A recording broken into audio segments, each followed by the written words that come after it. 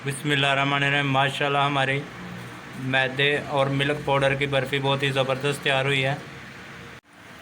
बिस्मिल्लाहिर्रहमानिर्रहीम। अल्लाह food secret में खुश आमदीद। अस्सलाम वालेकुम। आज हम बना रहे हैं मिल्क पाउडर से और मैदे से बर्फ़ी। सबसे पहले हमने मैदा लिया है 3 कप, 3 कप चीनी ली है, 1.5 कप हमने देसी घी लिया है, नारियल लिए है और मिल्क पाउडर लिया है 1.5 कप और बादाम लिए हैं। याद रहे कि आपने जो मैदा और चीनी लेनी है वो एक जैसी लेनी है।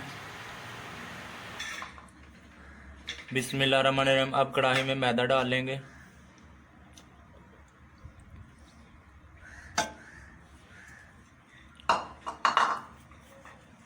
इसको लो फ्लेम पे आपने कुछ देर के लिए भूनना है।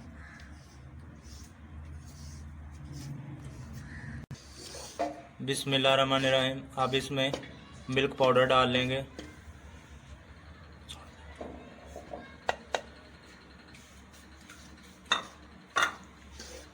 इसको 5 मिनट के लिए अच्छी तरह से भून लेंगे।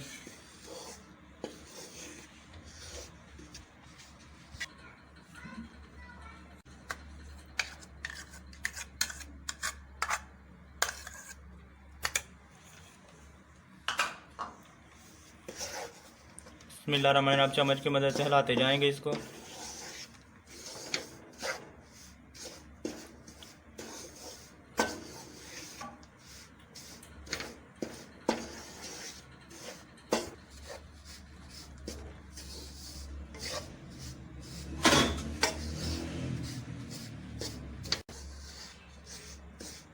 बिस्मिल्लाहिर्रहमानिर्रहीम। हमारा लिक्विड तैयार हो गया है। अब इसे एक साइड पे कर देंगे और चाशनी तैयार कर लेंगे।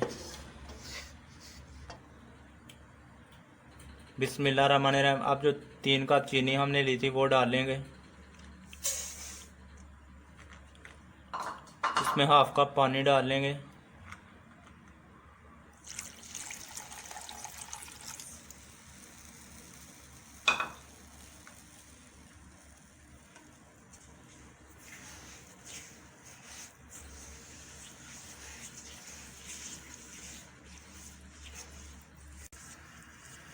अब इसको तेज़ आंच पे अच्छी तरह से पकाएंगे। चम्मच आपने हिलाते रहना है। बिस्मिल्लाहिर्रहमानिर्रहीम। इसके बबल आना शुरू हो गए हैं और ये पकना शुरू हो गए हैं। इसको मज़ीद पकाएंगे।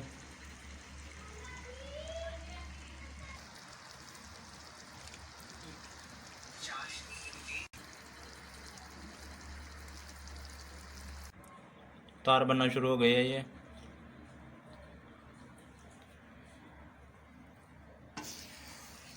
अब इसे नीचे उतार लेंगे। बिस्मिल्लाहिर्रहमानिर्रहीम। जो मैदे का हमने लिक्विड तैयार किया था वो डाल लेंगे चाशनी में।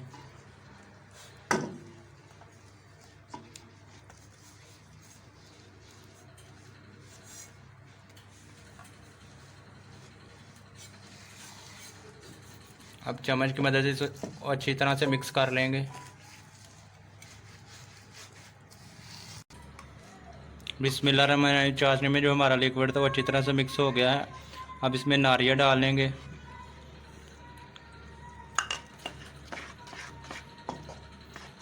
इसको अच्छी तरह से मिक्स कर लेंगे। बिस्मिल्लाहिर्रहमानिर्रहीम। अब हमने एक प्लेट लिया है, उसमें हमने घी पहले ही लगा लिया है। अब इसमें डाल लेंगे।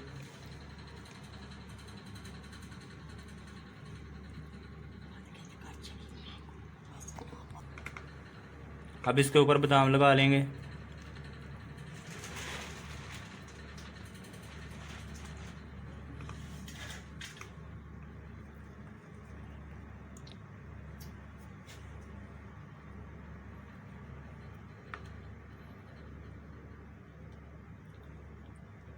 इसको 2 से 3 घंटे के लिए ठंडा होने तक रख देंगे। बिस्मिल्लाहिर्रहमानिर्रहीम। 2 से 3 घंटे हो गए हैं। माशाल्लाह हमारी बर्फ़ी अच्छी तरह सेट हो गई है। माशाल्लाह बहुत अच्छी खुशबू आ रही है। हम इनको छोटे छोटे पीसेस में काट लेंगे। बिस्मिल्लाहिर्रहमानिर्रहीम। माशाल्लाह हमारी मैदे और मिल्क पाउडर की बर्फ़ी बहुत ही ज़बरदस्त तैयार हुई है। वीडियो के लिए एक लाइक तो बनता है, लाइक कर दिया करें, शेयर करें और चैनल को सब्सक्राइब करें और एक प्यारा सा कमेंट कर दें। Thanks for watching. अल्लाह हाफिज़।